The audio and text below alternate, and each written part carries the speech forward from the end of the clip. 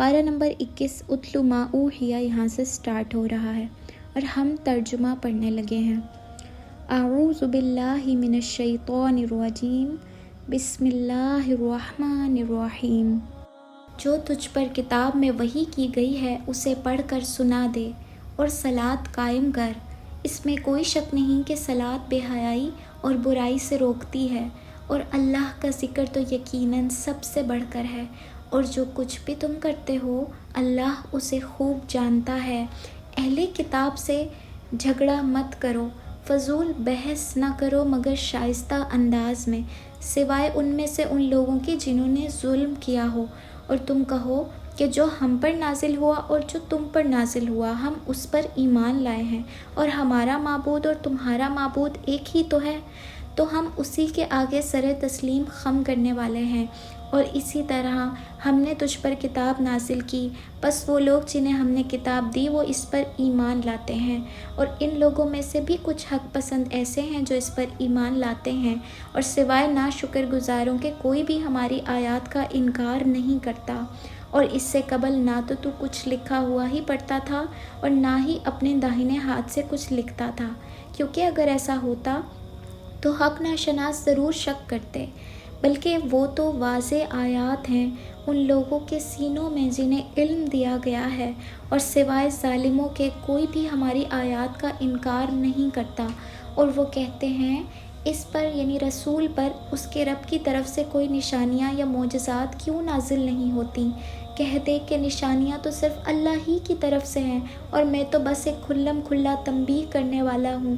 کیا یہ نشانی یا معجزہ ان کے لیے کافی نہیں کہ بلا شبہ ہم نے تجھ پر کتاب نازل کی جو کہ ان پر پڑھی جاتی ہے؟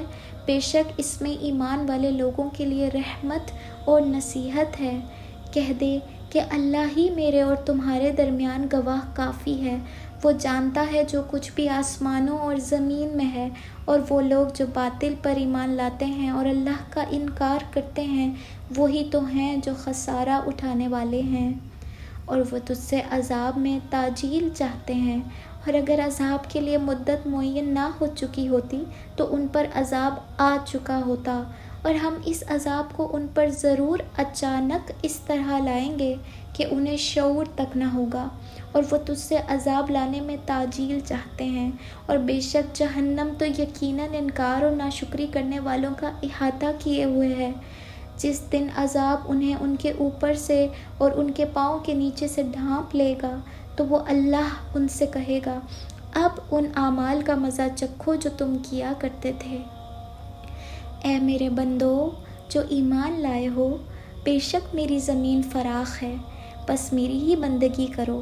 ہر نفس موت کا مزہ چکھے گا، پھر تم ہماری ہی طرف لوٹائے جاؤ گے۔ اور وہ لوگ جو ایمان لائے اور اعمال صالح بجا لائے، یقیناً ہم ان کو جنت کے ایوانوں میں بسائیں گے جس کے نیچے نہریں بہہ رہی ہوں گی، جہاں وہ ہمیشہ رہیں گے۔ کیا ہی عمدہ اجر ہے نیک عمل کرنے والوں کا۔ یہی وہ لوگ ہیں جنہوں نے صبر کیا اور جو اپنے رب پر توکل کرنے والے تھے، اور کتنے ہی جاندار ہیں جو اپنا رزق اٹھائے نہیں پھرتے۔ اللہ ہی انہیں اور تمہیں رزق بہم پہنچاتا ہے، اور وہ سننے والا جاننے والا ہے۔ اور اگر تو ان سے سوال کرے کہ آسمانوں اور زمین کو کس نے خلق کیا اور سورج اور چاند کو کس نے مسخر کیا، تو یقیناً وہ یہی کہیں گے کہ اللہ نے۔ پھر وہ کہاں بھٹکتے پھرتے ہیں؟ اللہ ہی اپنے بندوں میں سے جس کے لیے چاہتا ہے رزق کو کشادہ کرتا ہے، اور جس کے لیے چاہتا ہے اسے تنگ کر دیتا ہے، اور بے شک اللہ ہر شے کا جاننے والا ہے۔ اور اگر تو ان سے سوال کرے کہ کون آسمان سے پانی نازل کرتا ہے اور اس سے مردہ زمین کو زندہ کرتا ہے، تو یقیناً وہ کہیں گے کہ اللہ۔ کہہ دے تمام تعریف اللہ ہی کے لیے ہے، لیکن ان میں سے اکثر عقل سے کام نہیں لیتے۔ اور یہ زندگی کیا ہے سوائے کھیل تماشے کے، اور بے شک دار آخرت تو وہی تو حقیقی، وہ تو حیات حقیقی ہے، وہی تو حیات حقیقی ہے۔ اور یہ زندگی کیا ہے سوائے کھیل تماشے کے، اور بے شک دار آخرت وہی تو حیات حقیقی ہے۔ ایک کاش کہ وہ جانتے ہوتے۔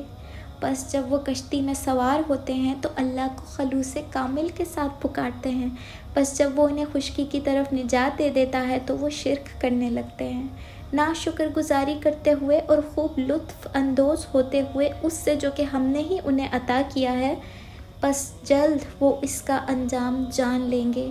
کیا وہ نہیں دیکھتے کہ ہم نے حرم کو جائے امان بنا دیا ہے؟ حالانکہ لوگ اس کے گرد و نواح سے اچک لیے جاتے ہیں، تو پھر کیا وہ باطل پر ایمان لائیں گے اور اللہ کی نعمت کی ناشکری کرتے رہیں گے؟ اور اس سے بڑھ کر ظالم کون ہوگا جو اللہ پر جھوٹ کھڑا کرتا ہے یا حق کی تکذیب کرتا ہے جبکہ وہ اس کے پاس آ چکا ہو؟ تو کیا کافروں کا ٹھکانہ جہنم نہیں ہے؟ اور وہ لوگ جو ہم میں سے جہاد کرتے ہیں، یعنی پوری کوشش اور لگن سے ہماری جستجو کرتے ہیں، اور وہ لوگ جو ہم میں جہاد کرتے ہیں یعنی پوری کوشش اور لگن سے ہماری جستجو کرتے ہیں، ہم ضرور انہیں اپنی راہ پر لائیں گے۔